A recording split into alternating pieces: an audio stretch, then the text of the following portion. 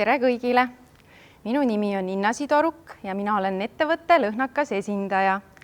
Ja mina räägin täna teile siin hea meelega, mis ettevõttest ma siis tulen. Et ettevõtte Lõhnakas on ainulaadne ettevõtte Eestis. Et see tegeleb ainult erilahenduste pakkumisega oma klientidele ja ainult kliendi eesmärkidele siis vastavate lahenduste väljatöötamist ja lõhnasegude loomist. Ja meie missiooniks on suurendada inimeste heaolutunnet, rahulolu ja seeläbi aidata oma klientidel täita omakorda oma eesmärke, milleks võib olla tööviljakuse ja tootlikkuse tõus, motivatsiooni suurendamine, kliendi rahulolu kasv ja müügitõus. Ja enne kui me lähme sisu juurde, ma sooviksin, et me koos teeksime läbi paar praktilist soojendust, nii et võib julgelt minuga koos kaasa teha. Igaüks, kes parasjagu oma ruumis jälgib mind ja kuulab, et kõigepealt esimene ülesanne. Paneme silmad kinni. Ja kui silmad on kinni, siis hingame kõigepealt sügavalt sisse ja võib suuga välja hingata. Ja ükskord veel hingame kõigepealt sisse ja välja. Ja nüüd igaüks omas tempos.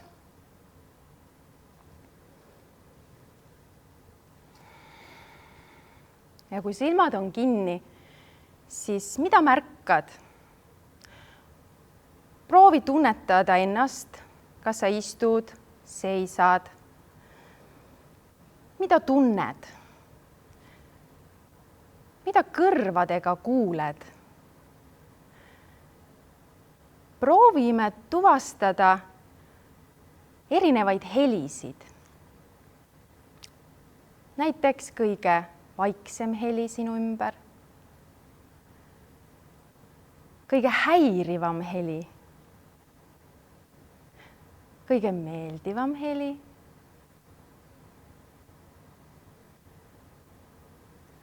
Kõige kaugem.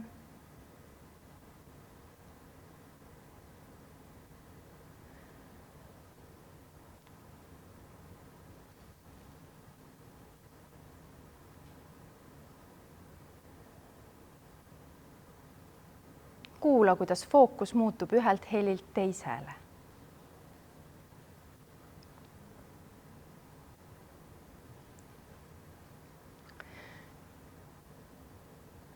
Võid silmad lahti teha. Kahjuks mul ei ole praegu võimalust kuulda, mis helisid keegi enda ümber kuulis, aga siit lähmegi kohe järgmise praktilise ülesandeni, et enne ma küsin, kas midagi ka tundsid peale kõrvadega, näiteks silmad või äkki tundis keegi midagi oma ninaga. Et nüüd me paneme teinekord uuesti silmad kinni ja proovi, mida tunned, mida märkad oma ninaga? Millised lõhnad sind praegu ümbritsevad?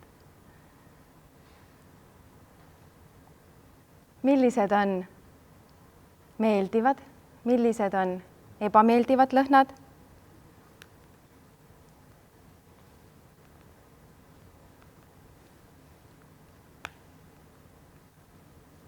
Mida tunneb sinu nina?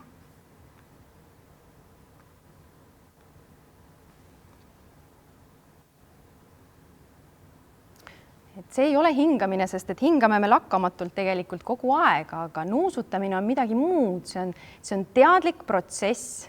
See nõuab keskendumist, see nõuab oma nina märkamist.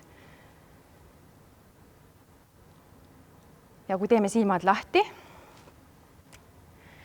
ma loodan, et tundsite erinevaid ja märkasite erinevaid lõhnu enda ümber. Ja võib-olla selline väike tähelepaneku küsimus ka, et kas keegi mõtles või tundis vahvlilõhna enda ümber. Aga selleks üldse, et sünniks muutus, me elame tegelikult ju multisensoorses keskkonnas jätkuvalt ja verbaalsel suhtlusel on paratamatult tegelikult väga oluline roll meie igapäevaelus. ja meie meeled tegelikult kõik töötlevad väga palju erinevat vajalikku informatsiooni suhtluses ja me seda isegi ei teadvusta, aga läbi nende me saame väga palju olulisi teadmisi ja teavet. Aga selleks, et muutus saaks toimuda, kõigepealt peabki märkama ja märkama, et see on vajalik, et enam nii edasi ei saa. Ja siis, kui tuleb mõistmine, mis on teine etapp, kui mõistad, et seda muutust on vaja teha ja milliste vahenditega võib-olla isegi, siis kolmandas etapis sa muudadki ja jõuadki muutuseni. Ja tegelikult ajatu ütlus, et marketing is no longer about the stuff that you make, but about the stories you tell, kehtib ka tänapäeval ja kuidas siis ikkagi säilitada kliendiga emotsionaalne side ja kuidas tõsta kliendi lojaalsust ka kõige keerukamates tingimustes ja võib-olla teadmatuses. Et kliendi lojaalsus ei sünni ju tegelikult ainult rahulolu tagamisest ja paljud ajavad seda taga ja näevad väga palju vaeva, et klient tagasi saada oma tooteid tarbima, teenust ostma ja ajatakse tihti seda segamini siiski rahuloluga ja siis peale seda kõike nähtud vaeva, seda soovitud tulemust ikka ei tule.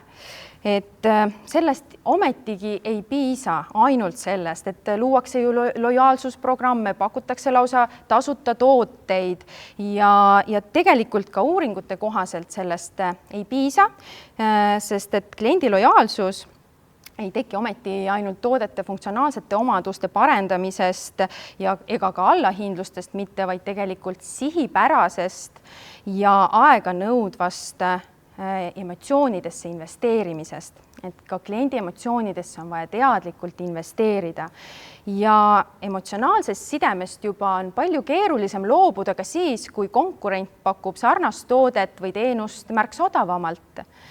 Ja ootuste ületamine on ka kindlasti osaks kliendi lojaalsuse kasvatamisel ja kõigile kõike pakkuda ei saa, mis on loomulik ja tulebki valida siis kellele ja miks. Ja kas teha seda siis meelega või hea meelega. Tuleb tegelikult siis otsida ikkagi oma klientide neid vajadusi, millele lahendusi pakkuda ja saabki oma müügitulu kordades kasvatada. Ja tegelikult siduv lüli selle kõige juures on lõhn. Ja see lõhna läbi on võimalik õppida tundma oma kliente, õppida tundma tema vajadusi, ületada tema ootusi ja tegelikult kõik see võimaldaks lõpptulemusena suurendada veel rohkemgi müügitulu. Ja mis siis on see efektiivne, miks lõhn on efektiivne kommunikatsioonivahend, sest seda ta ju on, ta on nii praktikas kui teoorias teaduslikult tõestatud. Siin alguses tulekski võib-olla paari sõnaga väike ülevaade anda meie lõhnatajust, meie haistmismeelest, et lõhnataju on inimesed tegelikult üks tugevamatest meeleorganitest, seda ei ole võimalik välja lülitada. Ja tegelikult me puutume kokku iga päev erinevate lõhnadega, aroomidega ja kõik need tekitavad meis erinevaid emotsioone, erinevaid tujusid ja tegelikult mõjutavad ka seeläbi meie käitumist. Et kõikidel teistel meeltel on ka tegelikult väga oluline mõju meie käitumisele, aga uuringud näitavad, et lõhnameelel on oluliselt suurem mõju meie emotsioonide, tajude, arvamuste kujundamisele.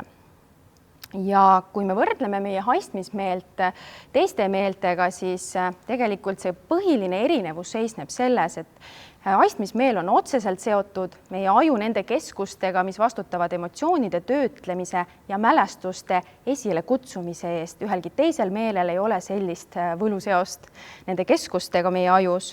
Ja tegelikult aju reageeribki lõhna puhul aistingule enne, kui me jõuame mõelda.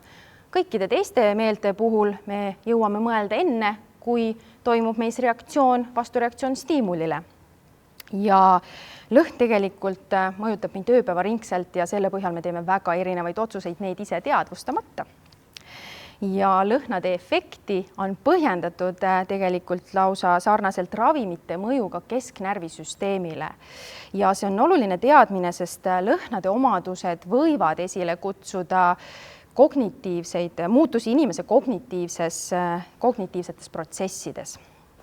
Ja lisaks tegelikult meie hetke emotsionaalne tase võib mõjutada selle efekti, lõhnade efekti suurust. Ja väga põnevad numbrid ka räägivad enda eest, et meil on võime meenutada 35% sellest, mille lõhna me oleme kunagi elus tundnud ja kõigest 5% nähtust, 2% kuuldust ja 1% sellest, mida me oleme saanud katsuda. Ja mis see lõhnaturundus siis on? Lõhnaturundus tegelikult on üks 5 sensoorse turunduse alaliikidest, mis keskendub lõhnale ja lõhna abil saab mõjutada siis inimese käitumist teatud suunas, mis ei pea väljenduma alati ja ainult müüginumbrite tõusus ja lihtsalt lõhnava keskkonna loomises, vaid tegelikult see võib olla palju sügavamate eesmärkidega. Ja algupärane eesmärk tegelikult, kui kunagi hakkas see teenus välja kujunema, seisnes selles, et lõhnu kasutati parendamaks ostja emotsionaalset seisundit ja tema üleüldist heaolu. Ehk siis siin tänapäeval tulebki see erinevus välja selles, millist lõhnaainet kuskil kasutatakse. Ehk lõhnal ja lõhnal tegelikult on suur vahe.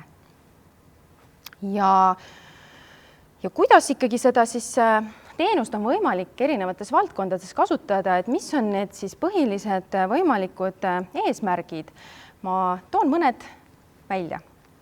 Näiteks pelgalt meie lihtsalt haistmismeele äratamiseks, söögiisu äratamiseks, näljatunde tekitamiseks, kui kaupluses me tunneme mõnusat sellist saiakese, magusat küpsetise lõhna, kohe hakkab meie aju saadab signaali, et äkki kõht on natukene tühi, meeldiva ostukeskkonna kujundamiseks, üleüldise siis meeleolu loomiseks, ostlemiseks, müügi suurendamiseks, kliendi lojaalsuse tõstmiseks, et tegelikult reklaami osana müügi edendamiseks, kliendi toote hinnangute tõstmiseks ja brändi tugevdamiseks, väga olulised eesmärgid tegelikult. Ja muidugi klientidega poes viibimise aja pikendamiseks, kui meil on võimalus reaalajas poes käia. Ja kõik need eesmärgid siis sõltub sellest siis, miks ja keegi soovib seda teenust siis oma alaga siduda. Et tegelikult turunduses üleüldse kasutatakse lõhnaturundust väga erinevatel eesmärkidel, sest seda mõistetakse väga erinevalt, et me võime tegelikult kõige ilmsemalt lõhna kasutada toote otsese tunnusmärgina, kus meil on tegemist kas õhu värskendajana või parfüümina, aga väga tihti tegelikult lõhn on teisene toote atribuut ja see ei ole nagu põhiline toote omadus, näiteks tegemist võib olla riideesemega, mis lõhnab, aga me ei osta seda lõhna enda pärast või siis näiteks lõhnavad kõik mänguasjad, pliiatsid ja nii edasi.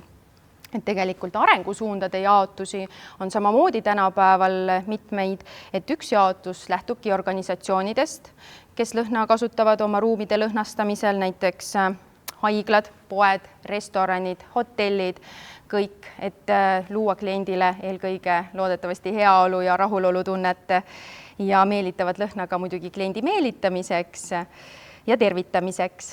Ja teine jaotus lähtub siis valdkondadest, kus lõhnaturundust kasutatakse, näiteks reklaamürituste raames, brändingus ja üha enam aktiivsemalt kasutatakse lõhnaturundust ka polügraafias, näiteks maailmas see on arenev suund, kus lõhnastatakse näiteks kogu trükitoodang ja lõhna lisamisega reklaamidele, plakatitele, välireklaamidele, bänneritele on tegelikult võimalik tõmmata oluliselt rohkem inimeste tähelepanu sellele tootele või teenusele, mida soovitakse müüa ja sellele infole, mida soovid edastada ja tegelikult ka seeläbi tõsta kliendi lojaalsust ehk siis siduda kliente oma ettevõttega läbi emotsionaalsete väärtuste esile toomise, mis võiksid siis kliendil, brändil ja ettevõttel ühtida.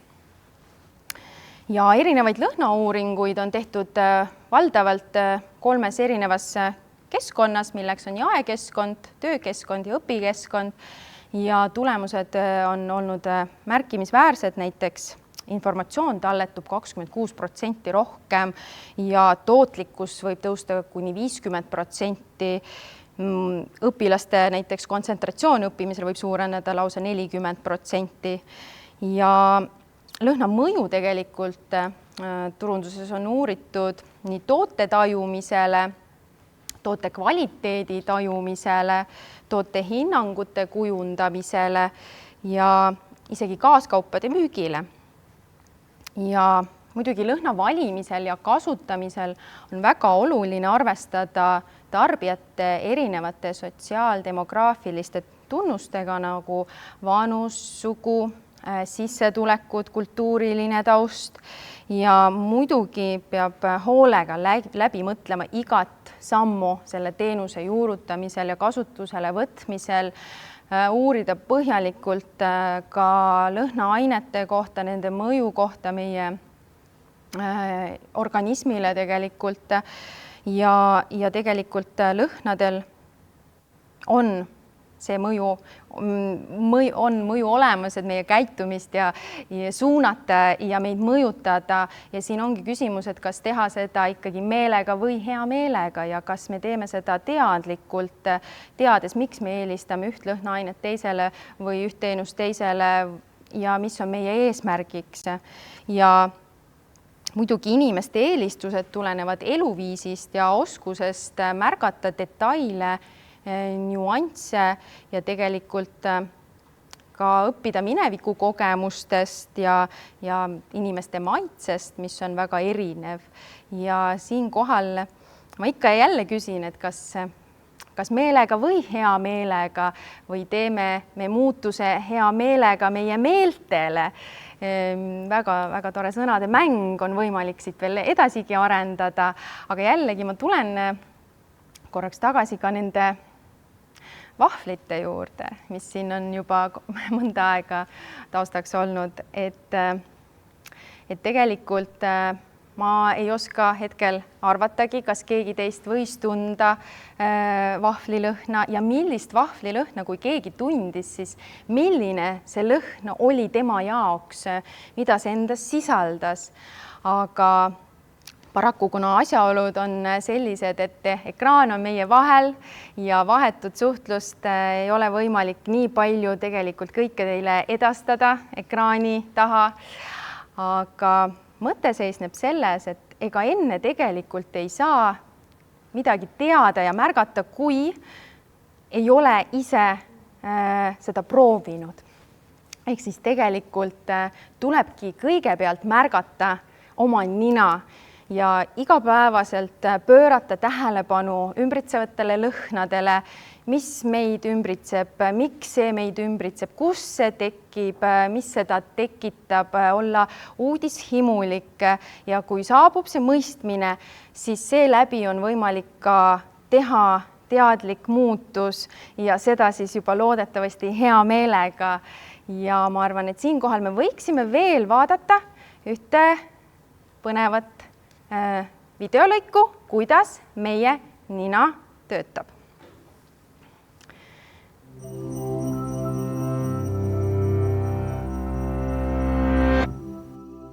It's the first sense you use when you're born. 1 out of every 50 of your genes is dedicated to it. It must be important, right? Okay, take a deep breath through your nose. It's your sense of smell, and it's breathtakingly powerful. As an adult, you can distinguish about 10,000 different smells. Here's how your nose does it. Smell starts when you sniff molecules from the air into your nostrils. 95% of your nasal cavity is used just to filter that air before it hits your lungs. But at the very back of your nose is a region called the olfactory epithelium, a little patch of skin that's key to everything you smell. The olfactory epithelium has a layer of olfactory receptor cells, special neurons that sense smells, like the taste buds of your nose. When odor molecules hit the back of your nose, they get stuck in a layer of mucus covering the olfactory epithelium. As they dissolve, they bind to the olfactory receptor cells, which fire and send signals through the olfactory tract up to your brain. As a side note, you can tell a lot about how good an animal's sense of smell is by the size of its olfactory epithelium. A dog's olfactory epithelium is 20 times bigger than your puny human one. But there's still a lot we don't know about this little patch of cells, too. For example, our olfactory epithelium is pigmented, and scientists don't really know why. But how do you actually tell the difference between smells? It turns out that your brain has 40 million different olfactory receptor neurons. So odor A might trigger neurons 3, 427, and 988, and odor B might trigger neurons 8, 76, and 2,496,678. All of these different combinations let you detect a staggeringly broad array of smells. Plus, your olfactory neurons are always fresh and ready for action. They're the only neuron in the body that gets replaced regularly, every 4 to 8 weeks. Once those neurons are triggered, the signal travels through a bundle called the olfactory tract to destinations all over your brain, making stops in the amygdala, the thalamus, and the neocortex. This is different from how sight and sound are processed. Each of those signals goes first to a relay center in the middle of the cerebral hemisphere, and then out to other regions of the brain. But smell, because it evolved before most of your other senses, takes a direct route to these different regions of the brain, where it can trigger your fight or flight response, help you recall memories, or make your mouth water. But even though we've all got the same physiological setup, 2 nostrils and millions of olfactory neurons, not everybody smells the same things. One of the most famous examples of this is the ability to smell so-called asparagus pea. For about a quarter of the population, urinating after eating asparagus means smelling a distinct odor. The other 75% of us don't notice. And this isn't the only case of smells differing from nose to nose. For some people, the chemical androstenone smells like vanilla. To others, it smells like sweaty urine, which is unfortunate because androstenone is commonly found in tasty things like pork. So with the sweaty urine smellers in mind, pork producers will castrate male pigs to stop them from making androstenone. The inability to smell a scent is called anosmia, and there are about 100 known examples. People with alicin anosmia can't smell garlic. Those with eugenol anosmia can't smell cloves. And some people can't smell anything at all. This kind of full anosmia can have several causes. Some people are born without a sense of smell. Others lose it after an accident or during an illness. If the olfactory epithelium gets swollen or infected, it can hamper your sense of smell, something you might have experienced when you were sick. And not being able to smell anything can mess with your other senses too. Many people who can't smell at all also can't really taste the same way the rest of us do. It turns out that how something tastes is closely related to how it smells. As you chew your food, air is pushed up your nasal passage, carrying with it the smell of your food. Those scents hit your olfactory epithelium and tell your brain a lot about what you're eating. Without the ability to smell, you lose the ability to taste anything more complicated than the 5 tastes your taste buds can detect: sweet, salty, bitter, sour, and savory. So the next time you smell exhaust fumes, salty sea air, or roast chicken, you'll know exactly how you've done it, and perhaps be a little more thankful that you can.